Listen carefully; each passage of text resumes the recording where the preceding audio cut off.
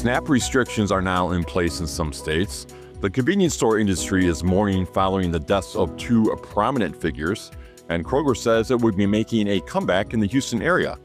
Welcome to Retail Daily, your quick look at the top stories from Supermarket News and CSP Daily News. I'm Supermarket News Senior Editor Bill Wilson. And I'm CSP Editor Chuck Yulee. Buying candy and sugar-sweetened beverages with Supplemental Nutrition Assistance Program, or SNAP benefits, was banned in some states beginning on January 1. And FMI, the Food Industry Association, is calling for greater clarification and consistency nationwide. On December 30th, the U.S. Department of Agriculture's Food and Nutrition Service approved 18 state agency requests to implement a SNAP food restriction waiver and said it is prepared to approve additional requests this year. Some states implemented the waiver on January 1, while others will do so in the spring and summer. The FNS also told states it will allow a 90-day grace period to help retailers identify and address compliance issues before formal investigations begin. Stephen G. Sheets, the former president, CEO, and board chairman of his family's C-store chain, died Sunday. He was 77. He began his decades-long tenure with the retailer when he was just 12 years old, eventually becoming supervisor and director of operations for the then four-store chain in the 1970s.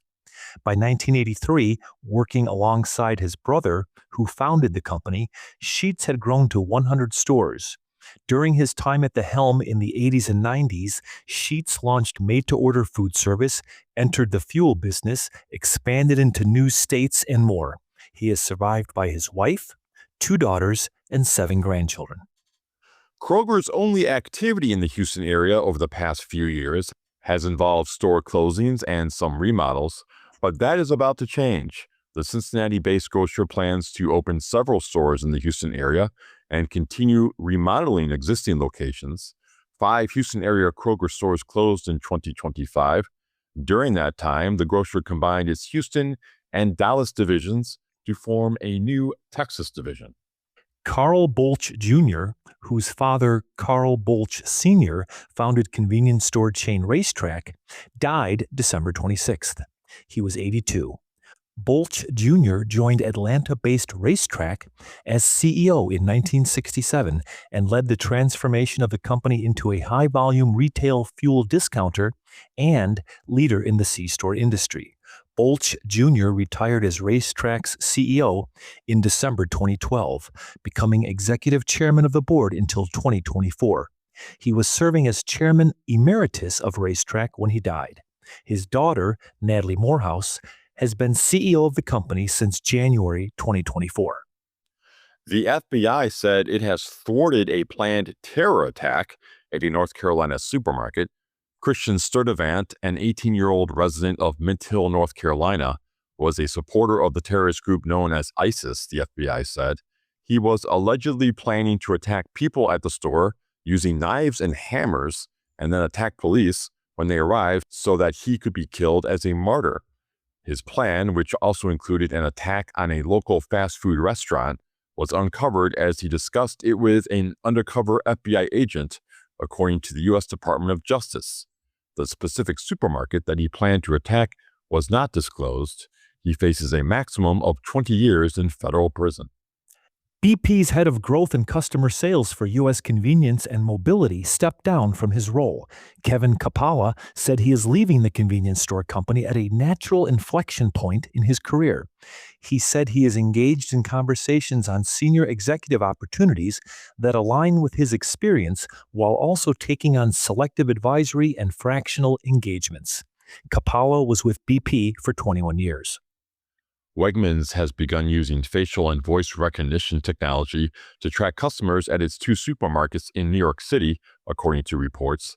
The report said Wegmans has posted notices in the stores informing customers that data on their faces, eyes, and voices could be collected and stored for safety reasons.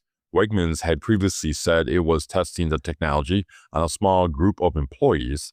The report said legislation to prohibit the collection of such information was introduced in New York City in 2023, but has not passed.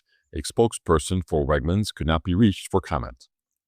Refuel is launching a new loyalty program this month that prioritizes personalization with fuel savings. With the new program, points earned through in-store purchases will automatically convert into fuel savings.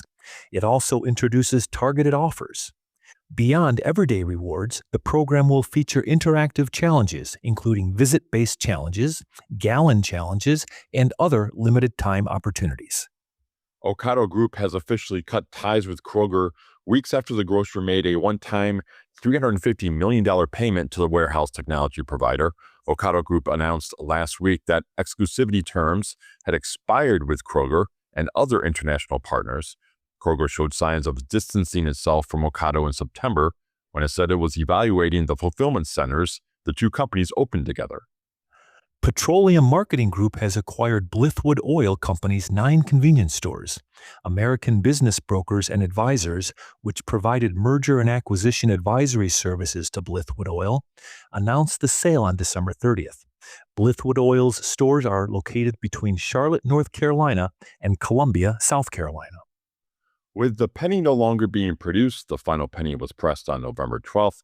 The U.S. Department of the Treasury on December 23rd posted a penny production cessation FAQs on its website offering guidance to convenience stores and other retailers. As pennies fall out of circulation, merchants will need to round transactions up or down to the nearest 5 cents, the Treasury said. The Treasury also recommends that non-cash transactions, such as payments made by check, credit card, or debit card, continue being priced and processed to the exact cent. And that will do it for today's episode of Retail Daily. Subscribe on Apple Podcasts, Spotify, and more for your daily dose of retail news. For more on these stories, visit CSP Daily News and Supermarket News. I'm Chuck Yulee. And I'm Bill Wilson. Have a great day.